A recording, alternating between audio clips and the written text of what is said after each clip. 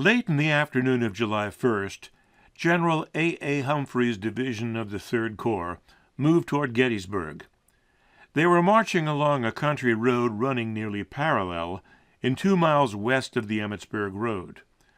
The distant artillery fire that had been heard when the march began had faded with the day. At dusk, the division column approached a fork in the road just short of Marsh Creek. Having received orders to go in on the left of Gettysburg, Humphreys had to decide whether to turn left or right at the fork. His decision led to a circuitous and nearly catastrophic trek in the moonlight before the division safely arrived on the southern slopes of Cemetery Ridge shortly after midnight. This is the story of Humphrey's late-night excursion to the Blackhorse Tavern. The video is extracted from over 40 hours of animation, covering the entire Gettysburg battlefield on July 1st and 2nd. For more information about this acclaimed work, visit the website referenced above. On July 1st, when orders arrived for General Humphrey's division to move up north to Gettysburg, it was about 3 p.m. The division was about 12 miles away to the southwest. Lieutenant Colonel Julius Hayden, the Inspector General of Sickles' Third Corps, met up with Humphreys while the division was en route. He had personal instructions from General Sickles how best to proceed into position in the Gettysburg area. Accompanying Hayden and serving as a guide was Dr. Annan, a prominent local citizen loyal to the Union. With the Emmitsburg Road crowded with traffic belonging to the Third Corps 1st Division of Major General Birney, prudence dictated that Humphrey's column use the side roads to the west of the Emmitsburg Road. Hayden, Dr. Annan, and a small party were to guide the division along those back roads. Carr's brigade led the way, followed by Seeley's 4th U.S. Battery. Brewster's brigade brought up the rear.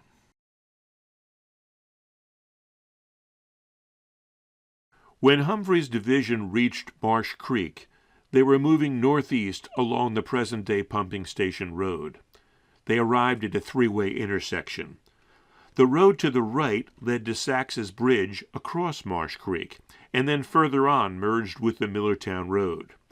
The road to the left, which was more a farm lane than road, headed northwest, away from Gettysburg. Humphreys instinctively decided they should turn right and head back east toward the main road, the Emmitsburg Road. In his official report, he writes, quote, "I concluded my division should from this point follow the road leading to the main road to Gettysburg," unquote. However, Lieutenant Colonel Hayden reported that he was, quote, "positive that General Sickles had instructed him to guide the division by way of the Blackhorse Tavern on the road from Fairfield to Gettysburg," unquote. After listening to Hayden and then discussing the choice for a few minutes, reluctantly Humphreys agreed and motioned for Carr's column to turn left onto today's Scott Road. Hayden and his escort led the way through the intersection in the twilight. Humphreys followed Marsh Creek's west bank for just over a half a mile before reaching a crossing spot. The farm lane Hayden endorsed had led them to another fork, and the main branch was now veering to the northwest, away from Gettysburg. However, the right branch was the entrance to a ford at the Crawford farm. The official reports are silent on the subject, but this is the most likely spot that the division crossed, after which the farm lane on the eastern bank headed north toward the Fairfield Road and the Tavern. In his official report, Carr wrote, quote, "We crossed Marsh Creek and advanced on the left-hand road after about a mile, when we were suddenly halted by General Humphreys," unquote. Carr, no doubt, was referring to continuing the march after crossing Marsh Creek on the original left-hand road, with the eventual stopping location being in total about a mile from the decision point where Hayden had confidently espoused his opinion.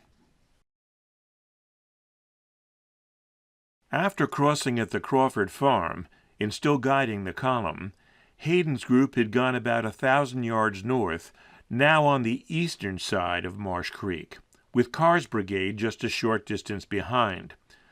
When Hayden reached a third fork in the road, this one near the Curran's farm and Bream's grist mill, there was another ford at the base of the mill spillway.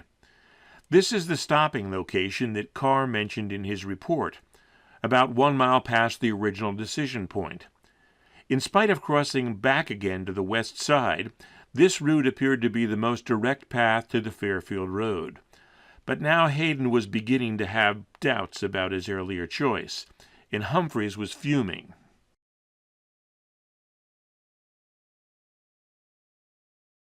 Hayden volunteered to continue on, anticipating that the Fairfield Road could not be too much further.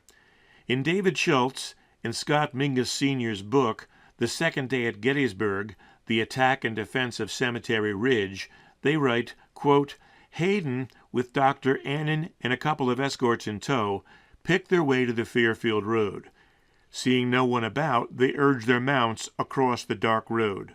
Unquote. After crossing the Fairfield Road, a short distance west of the Blackhorse Tavern, Hayden's advance party turned east and tentatively moved through the fields and woods, staying off the road itself. As such, they made their way onto the grounds of the tavern, approaching from the north after reaching the Blackhorse Tavern Road. After entering the tavern and questioning the proprietor Francis Bream, authors Schultz and Mingus described the scene. Quote, when the 56-year-old Bream told Hayden there was a rebel picket post just 200 yards away, the stunned officer remounted and returned to General Humphreys. Unquote.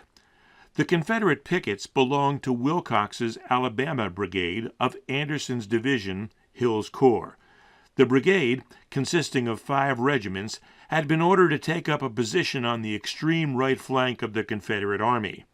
The main line of the brigade, consisting of a little over 1,700 men, was bivouacked in a line oriented west to east.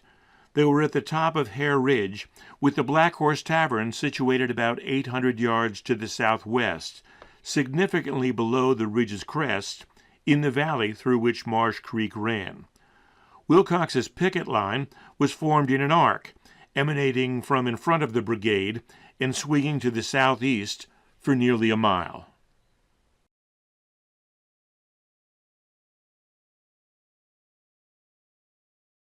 Becoming increasingly impatient, 20 minutes or so after Hayden and his group left, Humphreys and his escort cautiously crossed the creek at the Gristmill Ford and followed the path taken minutes earlier by the scouting party.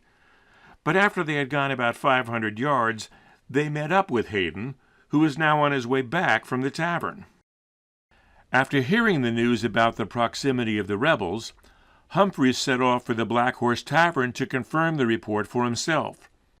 Carr's report references Humphreys' ride, but authors Schultz and Mingus add additional details extracted from Humphreys' post-war letters, writing, quote, Humphreys and a few aides followed Hayden back to the Blackhorse Tavern to confirm the story. Unquote. Author Harry Fonce, in his book Gettysburg, The Second Day, writes, quote, when they reached the tavern, Humphrey spoke with Mr. Bream, the proprietor, the 2 Bream sons, and a disabled Union soldier who was home on furlough and happened to be there.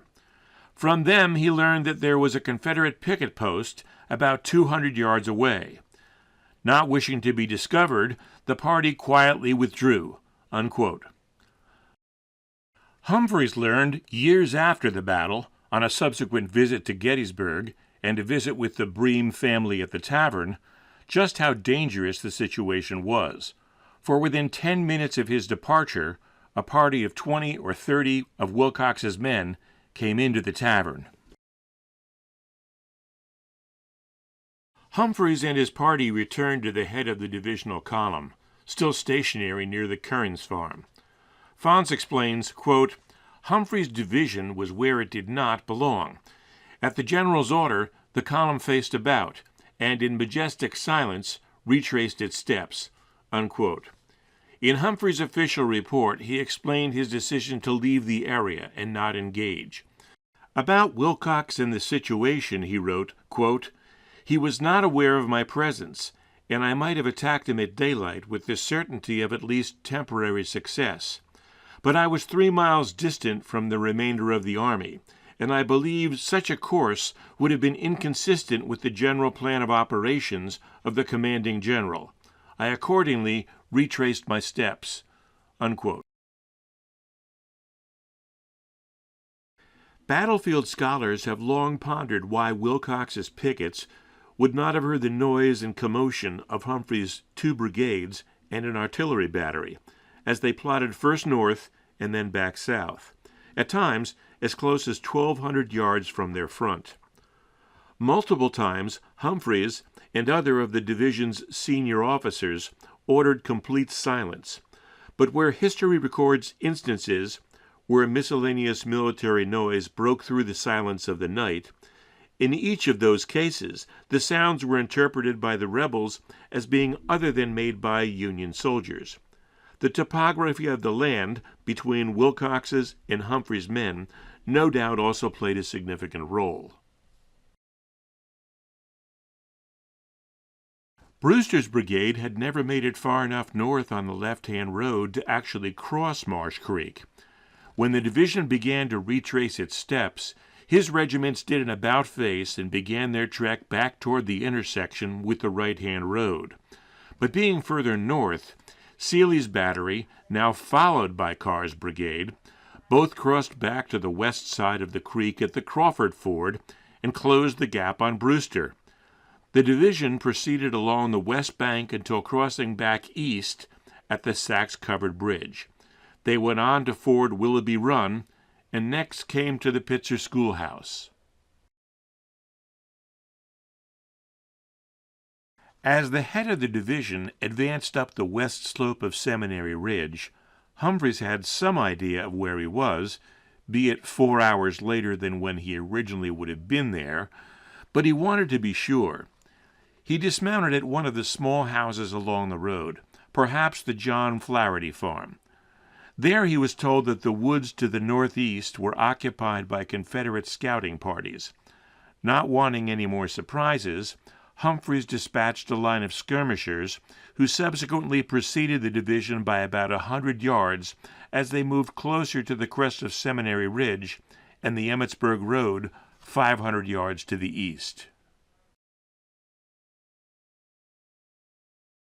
As the head of the division reached the Emmitsburg Road at the Peach Orchard, instead of Confederates, it was met by a cavalry vedette of Buford's division and a skirmish line of the 63rd Pennsylvania from Birney's division of the 3rd Corps. Humphrey's division turned north up the Emmitsburg Road for about 300 yards, and then east onto the Trossel Farm Lane. Brewster's brigade, followed in turn by Seeley's battery and then Carr's brigade, wearily filed into the fields to the northeast of the Trossel Farm. They continued up the gentle slope of Cemetery Ridge, crossing the grounds that the following afternoon would be the site of the end of Barksdale's charge and the desperate stand of the McGilvery line. But for now, shortly after midnight, Humphrey's unnecessarily long and perilous march was over, and his men stretched out in the grass and bivouacked for the night.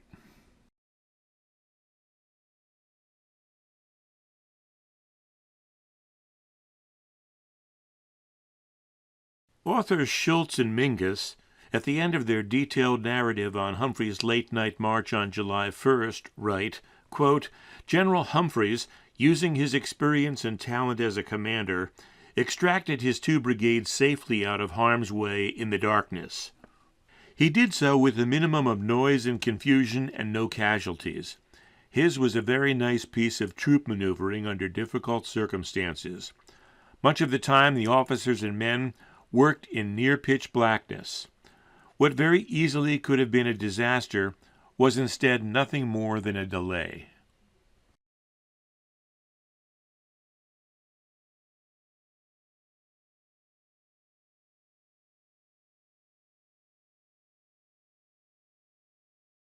Visit our website to register to use this app and explore anywhere, anytime on the battlefield.